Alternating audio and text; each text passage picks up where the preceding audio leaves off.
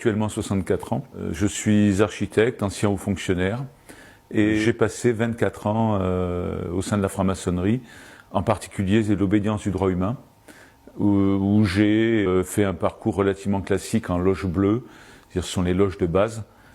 J'ai ensuite été coopté dans les hauts grades, et j'ai quitté la franc-maçonnerie approximativement à mi-chemin des hauts grades lorsque j'ai retrouvé la foi en 2012-2013.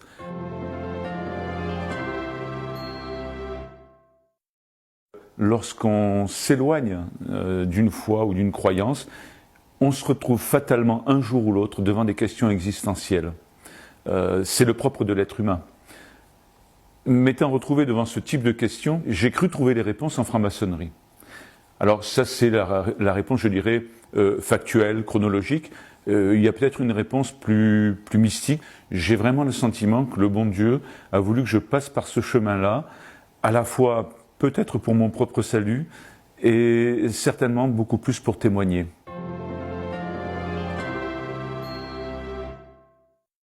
Lorsque je suis devenu maître et lorsqu'on m'a soufflé à l'oreille lors de la cérémonie d'élévation à la maîtrise, un terme qui est en fait le mot de passe ou le mot sacré, je ne m'en souviens plus, des maîtres, qui est Tubal-Caïn. Donc ce terme m'a un petit peu choqué puisqu'il y a une consonance caïnite qui a une réalité luciférienne.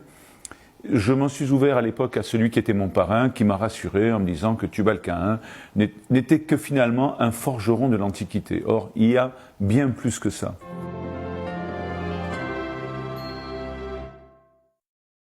Une série d'événements que je dois certainement à la Providence m'ont amené à prier le rosaire devant la grotte de Lourdes.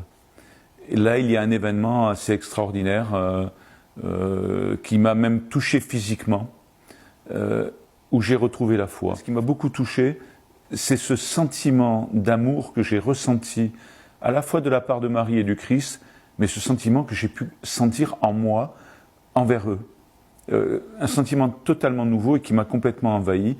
Je dirais que ce jour-là, si je pouvais comparer ça à l'initiation maçonnique, l'initiation m'est apparue comme une simple petite ampoule qu'on avait allumée dans mon esprit. Et là, je me suis trouvé devant une bombe atomique, un feu nucléaire, mais qui était un feu bienfaisant d'amour.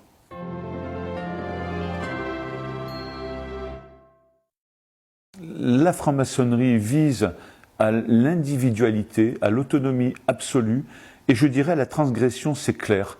Je le démontre avec des textes purement maçonniques. Donc il ne s'agit pas d'une invention de ma part.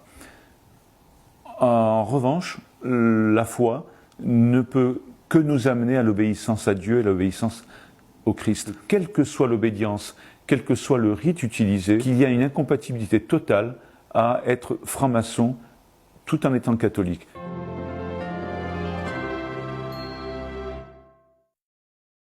Je travaillais pour une administration où, au plus haut niveau politique et administratif, se trouvait un énorme pourcentage de francs-maçons.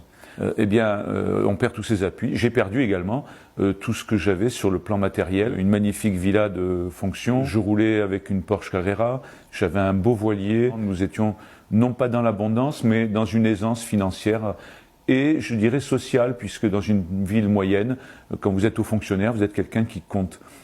Et donc sur le plan matériel, professionnel, ma vie aujourd'hui est extrêmement difficile, mais sur le plan spirituel, elle est merveilleuse. Et je ne reviendrai en arrière pour rien au monde, parce que ce que j'ai trouvé aujourd'hui me permet de beaucoup mieux comprendre certains textes bibliques où on parle d'un trésor qu'on veut partager. Donc j'engage largement tous les propriétaires de Porsche Carrera qui n'ont pas la foi à vendre leur voiture et à aller prier.